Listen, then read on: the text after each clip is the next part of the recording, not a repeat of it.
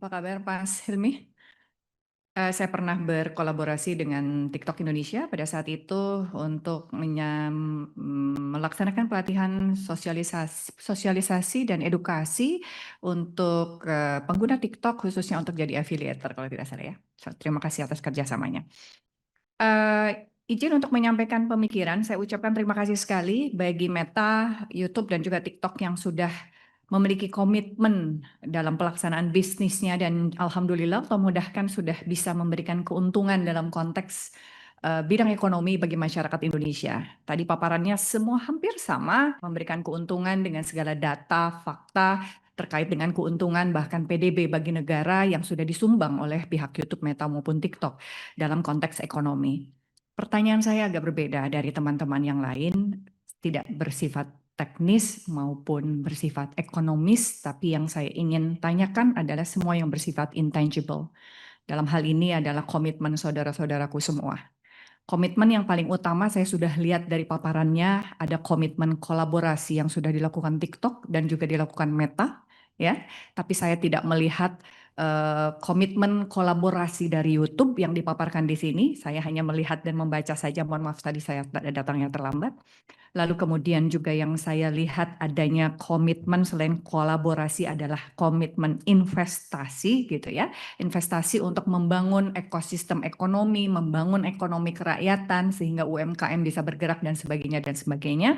Yang ingin saya tanyakan adalah komitmen sosialnya. Kalau saudara-saudaraku sudah membuat kajian dalam konteks ada peningkatan nilai ekonomi, saya yakin pasti ada juga kajian yang memberikan dampak terhadap bidang sosial kemasyarakatan. Tidak perlu dipublish, karena yang dipublish pasti yang bagus-bagusnya saja bukan? Enggak salah juga, boleh-boleh saja, sah-sah saja mempublikasi hal tersebut. Yang ingin saya tanyakan terkait komitmen terhadap social responsibility saudara-saudaraku yang sudah mengetahui bahwa ternyata ada kajian dampak sosial terhadap pengguna yang melakukan atau memanfaatkan platform YouTube, Meta, dan TikTok ini untuk hal-hal yang bersifat ilegal atau kriminal misalnya.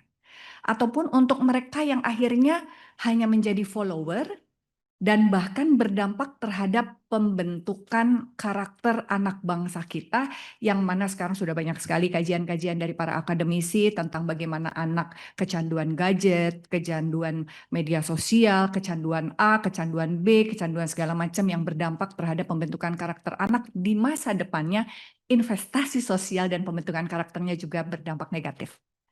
Nah, bagaimana komitmen saudaraku? Ini betul sekali tidak apple to apple memberikan dampak secara langsung, tapi memberikan investasi pembentukan karakter jangka panjang. Bagi penanaman karakter anak bangsa membentuk nasionalisme dan akan merubah ataupun merekonstruksi budaya nasional kita. So how is your responsibility, social responsibility terkait dengan hal ini? Nggak bisa semua sendirian pasti. TikTok ada orang yang misalnya anaknya dibully, wah TikTok turun tangan, melakukan rehabilitasi sosial. Nggak mungkin bisa melakukan hal itu. Tapi dalam konteks investasi jangka panjang untuk pembentukan budaya dan nasionalisme anak bangsa, plus kolaborasi yang dilakukan oleh saudaraku untuk melakukan rehabilitasi, mengurangi dampak-dampak sosial dalam konteks yang tadi saya sebutkan satu persatu sebagai sebuah komitmen social responsibility dari platform yang saudaraku saat ini jalankan di Indonesia. Yang berikutnya adalah kesadaran internal dan juga tanggung jawab untuk membuat regulasi. Saya pernah mendengar dari TikTok soalnya ketemunya lumayan sering ya beberapa kali. Ada pembatasan ini Bu, ada take down Bu, ada ini, ada itu dan segala macam secara teknis yang sudah dilakukan. Saya nggak paham bahasa-bahasanya, mohon maaf Mas Hilmi. Dan saya yakin Meta dan YouTube juga bisa melakukan hal itu. Yang ingin saya tahu, tadi sudah disinggung oleh saudaraku Ibu Andina.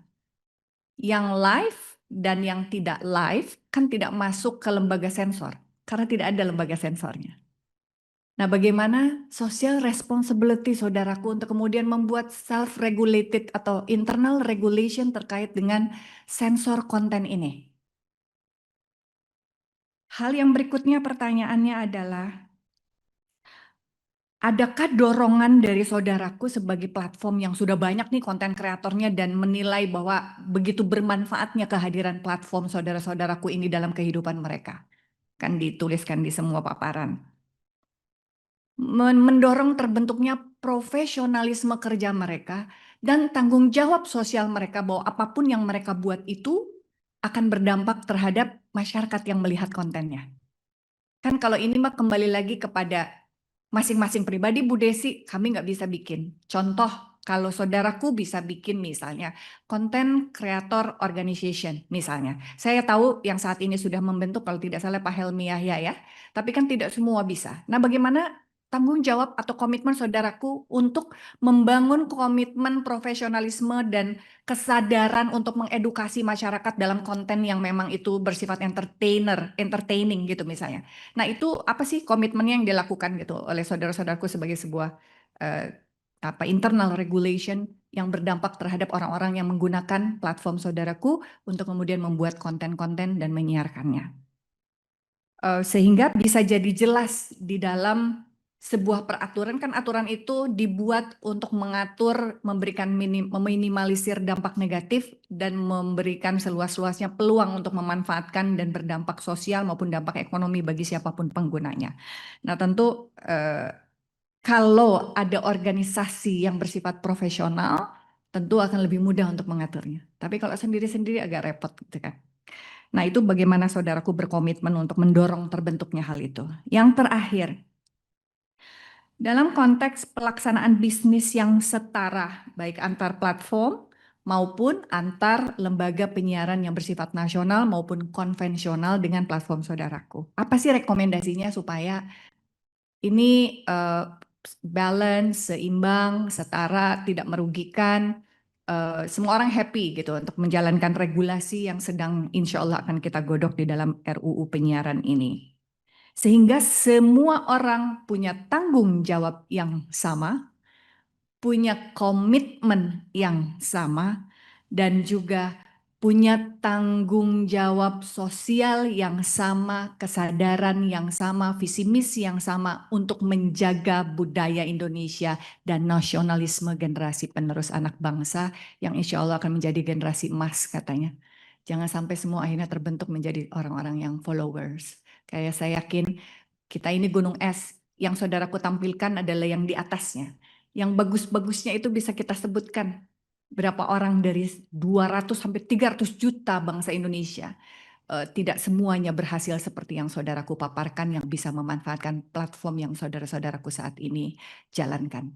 Itu saja pimpinan dari saya. Mohon maaf lahir batin jika ada kata-kata yang kurang berkenan. Assalamualaikum warahmatullahi wabarakatuh. Saya Desi Ratnasari dari fraksi Partai Amanat Nasional.